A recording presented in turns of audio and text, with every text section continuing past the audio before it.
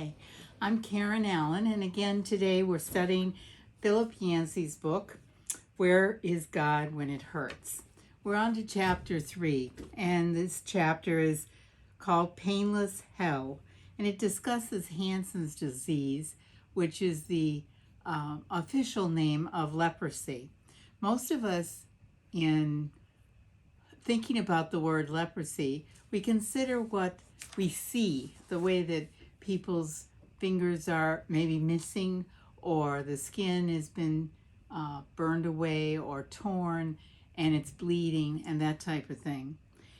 When you read this chapter, think about the facts that you never considered before, that the actual disease is affecting the nerves, and that's why this condition causes such damage to the skin, to the bones, and the muscles.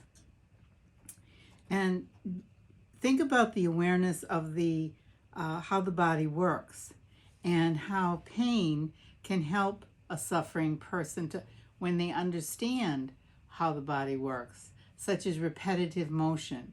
People who have jobs where they reach for certain things back and forth, and how important it is to consider rearranging or changing your position so that your muscles do not become overused and you have that pain.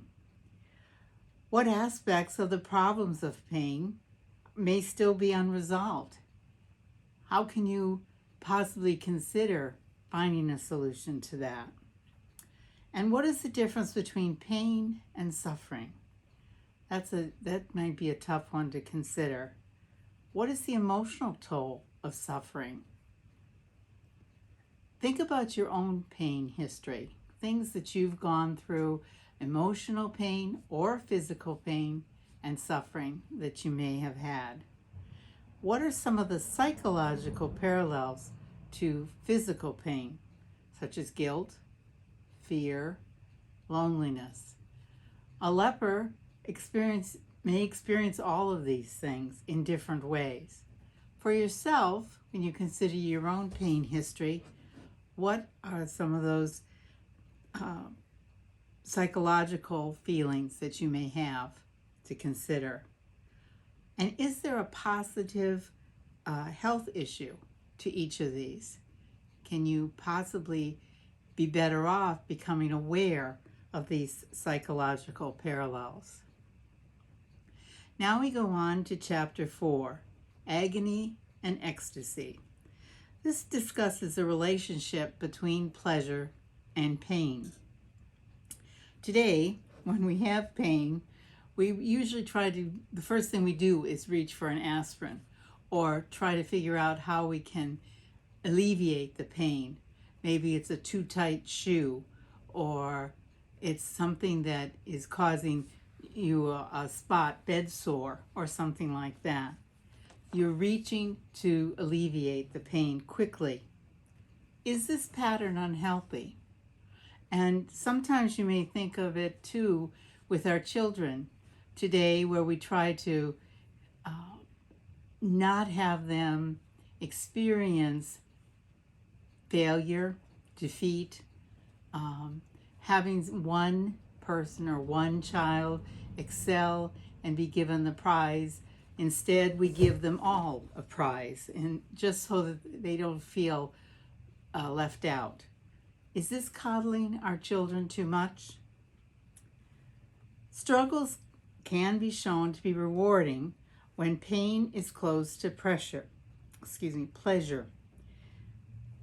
When have you experienced this in your life? Have you experienced real growth without some sort of pain? Those things that we talked about earlier, fear, guilt, loneliness, have you experienced these as enemies? Can you befriend them? How could you go about doing that to overcome these issues? True fulfillment comes not through comfortable ego fulfillment, but through service to others. Think about some examples of the Christian service that you may have either experienced or observed. How can you balance this principle with a person's need to get ego strokes and find a positive self-image? I'm sure you know personally some people that are so-called stars, such as sports stars, actors, famous authors, singers, or entertainers, versus a servant such as Mother Teresa, Martin Luther King, those frontline workers during COVID, teachers. How do you feel about each of these people? And do you feel that true fulfillment comes not through ego satisfaction, as with the stars, but through service to others, as with the servants? This concludes our discussion today. And again, join us next week for the next segment. Thank you.